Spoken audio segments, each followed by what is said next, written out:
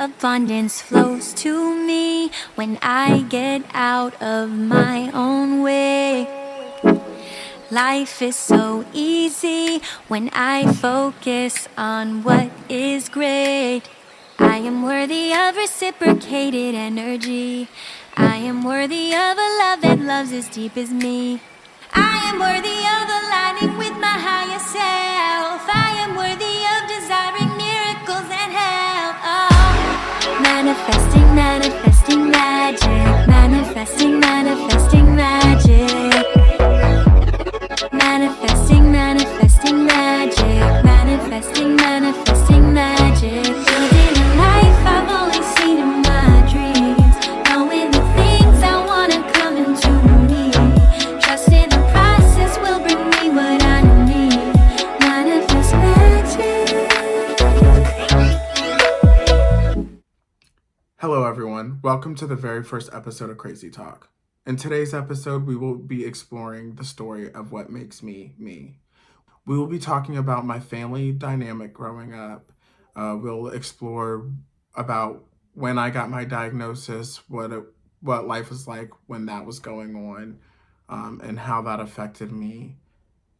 And so sit back, relax, and I hope you enjoy. Hello everyone, my name is Trayvon. I'm 26 years old and I have borderline personality disorder. I also have anxiety, pretty bad anxiety, depression, PTSD, and ADHD. Living with this assortment of mental health issues has been difficult, to say the least. And that's kind of why I really wanted to start this podcast, because if you look up or if you just do a quick search about these illnesses, you just get a bunch of words. You don't really get a feel for what's going on, or you can't really sense if that's what you have just looking at words. But I figured by sharing my story and hearing the stories of others that are lined up to share their stories could help others out there. So whether you have these mental illnesses or not, I'm sure this episode is for you. So let's dive in. So growing up, I did not have much of a relationship with my mom. She was a drug addicted who would use and abuse her children at any chance she got. Now, I was the least favorite of all of them. I wouldn't even say least favorite. My mom absolutely hated me. She would say it all the time. She would constantly call me a faggot, tell me how I was worthless. And she was never shy to tell me how much she did not like me, how much she hated me when I was born, how I was too dark, and she just knew I was not hers.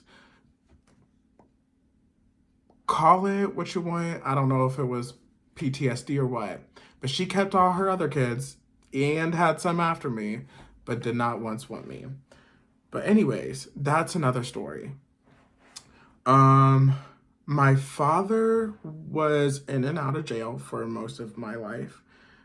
He didn't have much of an impact besides not having a father figure. But so yeah, he was in and out of jail for most of his life because he just had a habit of selling drugs. He also, get this, murdered his girlfriend. That in itself was a trauma for me, learning that, because I felt like because I was his son that I was capable of something like that.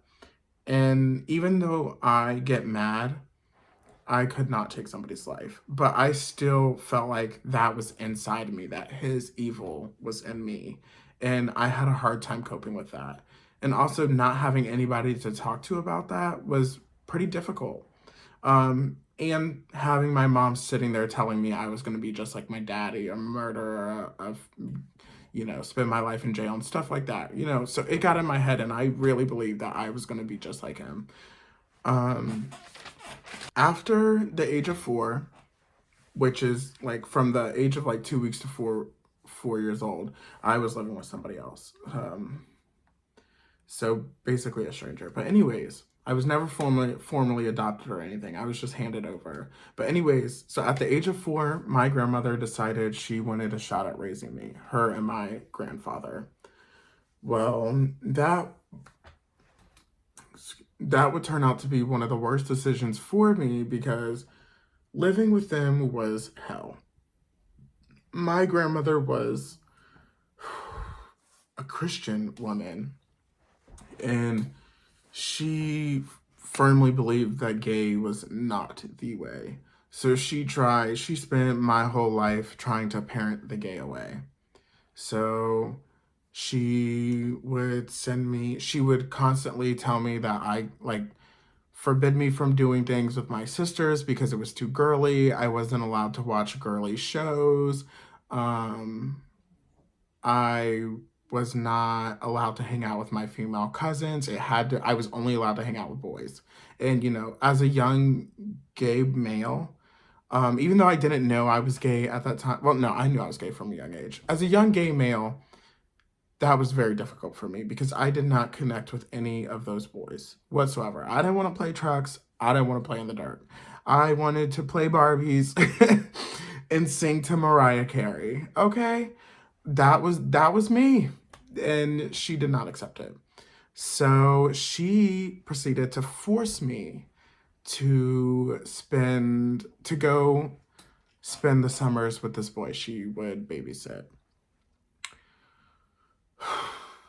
Well, she would force me to go there for, I think it was about 5 summers that I was forced to go there.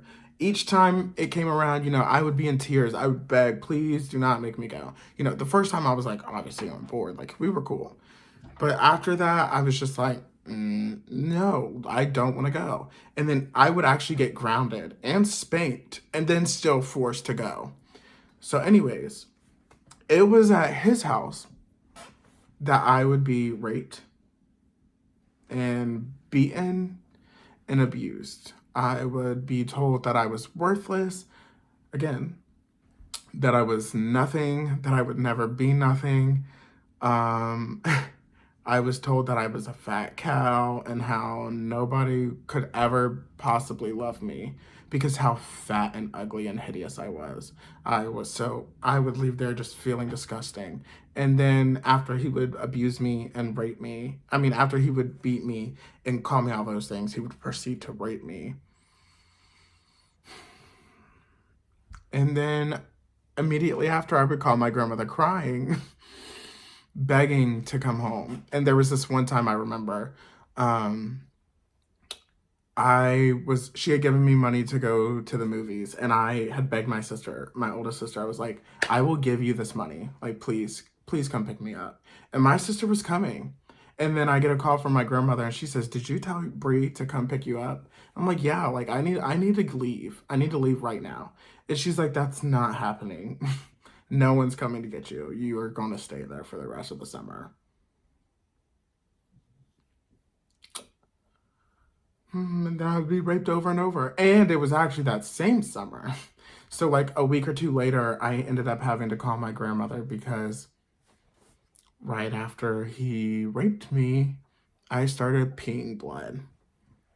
And that was very traumatic and scary for me. I thought for sure I was dying. Like, oh my God, this can't be real. Immediately I was like, first of all, I was embarrassed that I had to call my grandmother because I had never told him that he was raping me. I told him that he was beating me and calling me all these names, and they just dismissed it and told me that's how boys play. So when she got the call and I told her that I was peeing blood and I needed to go to the doctors, she did pick me up that day and she took me to the doctors. And for months, I was going to doctors, urologist, specialist. I even had a, what do you call that thing? Ultrasound. I had an ultrasound on my kidneys. Okay. And then, I had to store my pee in a jug in the fridge for like 2 weeks because they needed to test the amount of blood cells that was being, like, MIP, how much I was peeing blood over a period of time. So, eventually nothing else happened. I never heard anything about it. And then one day I was in a group home and I had finally told my therapist. I think I was maybe like 15. No. Yeah, I was about 15, 16 maybe. And I had told her. So the cops were called. They were like, we have to tell your guardians. I remember I was so embarrassed. I literally went and hid. I could not face them. I couldn't talk about it. I was so embarrassed. So I hid behind the couch in the group home as my grandparents were sitting in that meeting with my therapist, and I knew they were being told. I just could not face it. And they came out, Lord. So then they came out to get me, and they told me that I had to go in there and talk to them about it. And then that's when we got to get to discussing. And this is the part that I would never forgive them for. So she proceeded to let loose. She was like, that makes sense now, because when I was like 12 and 13, when I was with all the kidney stuff going on, when I was 12 or 13 with all the kidney stuff going on, the doctors and all that. And, like I said, months went on and no one ever told me anything. She proceeded to tell the therapist that it made sense now, because when I was peeing blood, the doctors told her that it was I had burst something in my penis, or my urethra, and that was causing me to pee blood. And it was most likely caused from rough anal sex. Now, mind you, when my grandmother saw me with my one shoe off, playing with my gay friend in our street, she assumed I was having gay sex and forbid me from seeing him. But when a doctor tells you that I am being roughly fucked from behind, you have nothing to say.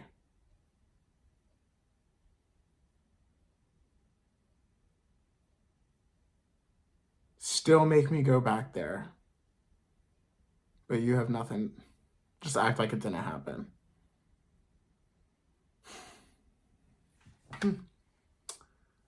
Well, so after those summers, that really fucked me up mentally. It changed me forever. That is where my PTSD comes from. I used to have nightmares and I was horrified. Lord, when I got my first job at McDonald's, I was so scared because his parents would always come in there. And because, it's a small town, but they would always come in there. And each time I would see them before they saw me, and I would be hiding behind some type of machine because I couldn't. I was instantly terrified. I remember this one time I specifically called my grandmother, like, in tears. I'm like, I need you to come pick me up. I couldn't even tell my job I was leaving. Like, I'm just like, I'm having a panic attack. I gotta go. It was horrible. But luckily, I'm not there anymore. I don't live in that city, and I don't have to see any of their faces. But I still live with the pain. I still live with the memories, and I'm still dealing with that, unfortunately. How many years later? Almost 10. No, over 10. I'm 26. I think it stopped at like 16, 15, 16. So a decade later, and I'm still dealing with it. And unfortunately, my fiance has to deal with the aftermath of that, So people should think about that before they just do stuff. But anyways, sorry, started to get all emotional there. Where was I? So yeah, that really messed me up for a while. And obviously I was never the same after that. Um, after that is when my life at home got really, really bad. And my grandmother started sending me away to group homes and long-term facilities. I went to 6 different high schools in 4 years, 2 different middle schools. Like I said, when I graduated, I did not know a single person in my class. Um, I went from the smartest kid in my house to barely passing. My grades were D's. I had no friends. I spent 98% of the time alone in my room. I had no connection with any of my family because it was just always something. My house was filled with drama. It was just constantly toxic behavior, and literally no one cared. I could be in my room one day. I literally went 4 days without speaking to a single person between working and just being depressed and laying in my room. No one knocked. No one asked if I was hungry. No one asked if I was okay. But they all knew was cutting myself and attempting suicide, but no one could be bothered. And basically that's what I've been fighting with my whole life, is just trying to get people to pay attention with me. My mom never cared, my father never cared, my grandmother never cared, my siblings only cared about them. My family is filled with takers. And call it borderline personality disorder. That's what they do, because I feel overly emotional, which, I mean, I do fit all the categories for borderline personality disorder, but my pain is real. I mean, I have a track record that shows that no one gives a fuck, but it is what it is.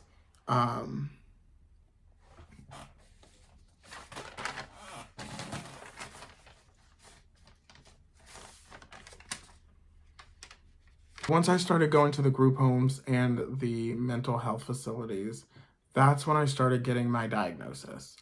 Not that that really helped much, because I was literally getting prescribed just antipsychotics and being sent home. And then my grandma was like, "You're psychotic, take your medicine." And I'm like, "I'm not crazy. They don't do nothing for me. I can take." Literally, the one medicine that I got was Seroquel, and that was literally meant to put me to sleep. When he gets angry, give him one of these, and it will calm him down. And then I'll be falling asleep in the pool. I'll be sleeping my whole life away, and I just won't be me. Or he could stop being a bitch. Maybe I'd be good. Anyways. Yeah, so that really did not help me. I think my last group home I was in was the best help I had ever gotten. And unfortunately, that I did not reach there until I was 17 years old, about to graduate high school. But that's where I got my borderline personality disorder. And honestly, that's helped me tremendously, because I do identify with that. And one thing they did tell me is it's extremely hard to diagnose, because it's just such a complex disorder that can also fall under a rainbow of different categories. It's all real, kind of separate individual illnesses in their own. Um, but yet it can still be categorized as just like one. But you get my point. I'm a big ball of mess. That's the point. And we'll be diving into that throughout the series. So even though getting my diagnosis in that group home did help me, because I could pinpoint what was going on, and it was kind of like someone telling me there's a reason, you know. You're not just crazy, but there's actually a reason. And so I did some research. I looked into borderline personality, and I actually cried the first time I read it up, because the accuracy was insane. For the first time in my entire life, my 17 years on this earth, I felt like somebody understood me. it was a very emotional moment for me. But just because I knew what it was and I knew there was a problem doesn't mean I could instantly fix it. And that's what I was hoping for. But once I turned 18, I could not be at that group home and I was on my own, which was shortly after my diagnosis. You know, I didn't even know I had insurance until I was like 22, and my grandfather told me he was retiring and I had to get my own insurance. So I went 4 years without knowing that I could get help, but did not. I also did not know about any resources. There was no one talking about it. So I went back to feeling isolated and alone, which is never really a good thing for someone like me. So I slipped back into my patterns. I felt like misunderstood. I felt like I had to scream and fight and argue to get my points across because nobody understood me. Nobody got that I was hurting. When they hurt me, they were just like, "You're overreacting. Why are you acting this way? Why are you yelling? Why are you so upset? Why are you so hurt?" And that infuriated me. I would literally be at my job in tears, screaming at my boss because he hurt my feelings.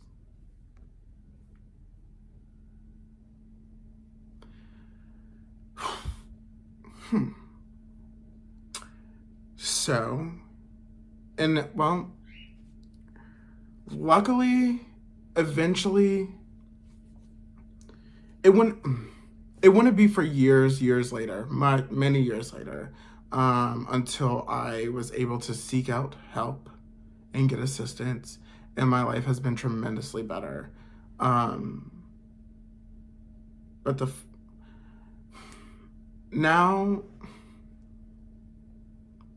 it wasn't until I was an adult, like an adult, and really, it was something in my mind that just shifted really, that changed my mindset to I need to change and I need to work on it.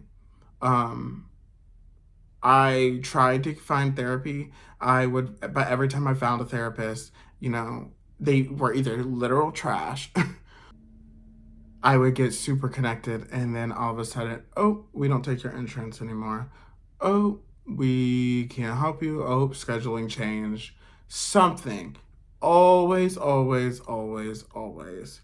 So I really don't even try anymore, which I know is not the answer, but I have done enough self-development where my borderline personality disorder does not really disrupt my life that much.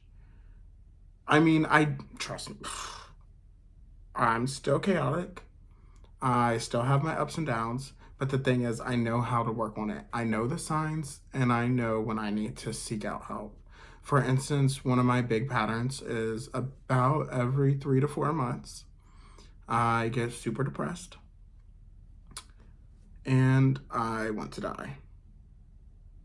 But really, it's my body telling me I need to stop. I need a break, and I need to take me time. Before, I've always put my other people's needs before myself, but now I am being selfish, and I have never felt mentally better. I take the time to do things I like. I talk. I recognize my emotions, and I validate my own feelings. I don't need other people to validate my feelings for me. Me knowing what I'm feeling is real is all the validation I need. So I don't need to argue my point. I don't need to scream in people's faces. I'm just like, okay, it is what it is. And I have never felt better. So that is my journey in a brief 30-minute episode. If you like this video, please hit the like button and subscribe for future episodes. Thanks, bye. Abundance flows to me when I get out of my own way. Life is so easy when I focus on what is great. I am worthy of reciprocated energy. I am worthy of a love that loves as deep as me. I am worthy of aligning with my higher self. I am worthy of desiring miracles and help. Oh, manifesting, manifesting.